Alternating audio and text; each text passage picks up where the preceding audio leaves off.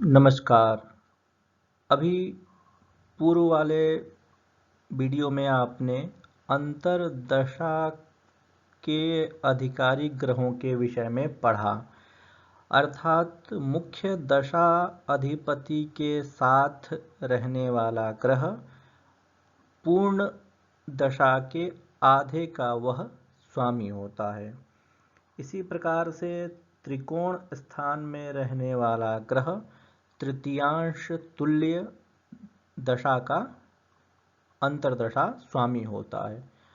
तो अब यह तृतीयांश अथवा आधा अथवा सप्तमांश या चतुर्थांश, इसका गणित विधि के द्वारा साधन कैसे किया जाए, अर्थात अंतर्दशा अधिकारी हेतु जो सामान्य गणित की प्रक्रिया की जाती है वह किस प्रकार से किया जाए, उसी बात का वर्णन आचार्य वराह मिहिर इस 6वें श्लोक में कर रहे हैं। सामान्य सा श्लोक है और इसका अर्थ भी अत्यंत सरल है। आप इसके मूल श्लोक को देखें, इसके अन्वय और इसकी संस्कृत व्याख्या इत्यादि को समझने का प्रयास करें। मूल श्लोक इस प्रकार से है। भागाः सदृशच्छेदैः विवर्जिताः संयुताः दशाच्छेदाः प्रत्यंशा गुणकाराः पृथक पृथक चान्तर्दशास्ताः। इसके अन्वय को आप देखें। सदृश छेदैः विवर्जिताः भागाः संयुता कार्या तदा दशाच्छेदाः भवन्ति प्रत्यंशाः गुणकाराः भवन्ति पृथक पृथक चान्तर्दशाः ताः भवन्ति। अब इसकी आप संस्कृत व्याख्या देखें।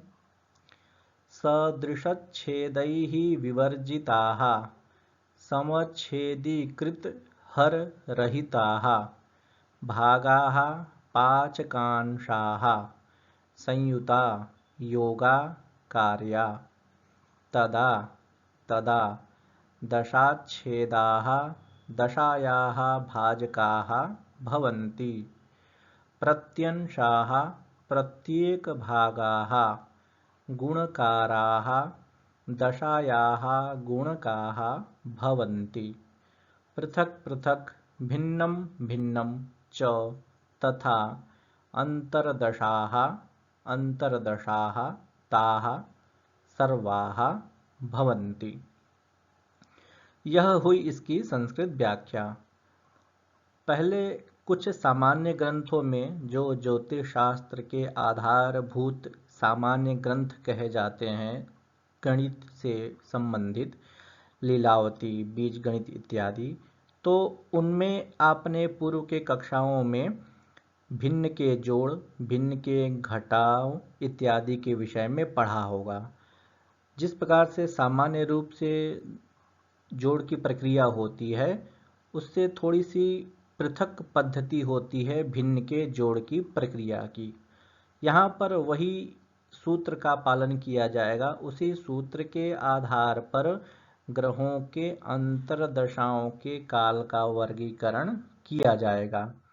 आचार्य वराह मिहिर इस विषय में कहते हैं कि जो अंतर्दशा का साधन होता है उसमें ग्रहों के जो अंश होते हैं उनको समच्छेद कृत और हर रहित कर लेना चाहिए।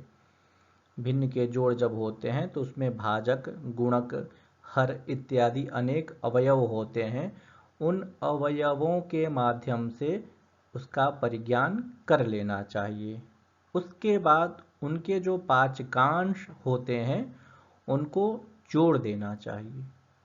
पुनः जो प्राप्त योगफल आता है उसमें दशा के भाजक होते हैं और प्रत्येक भाग दशा का गुणक होता है।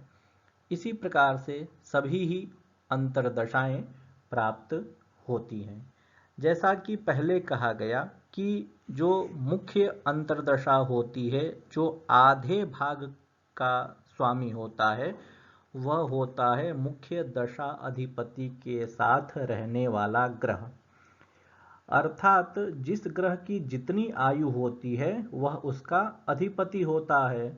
अतः दशेश का पूरा भाग मतलब 1/2 होता है।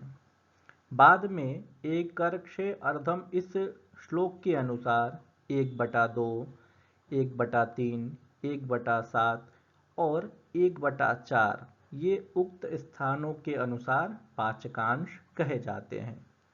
दशापति से 1, 5, 9, 7, 4, 8 इन स्थानों में रहने वाले ग्रह अंतर्दशा के अधिकारी होते हैं।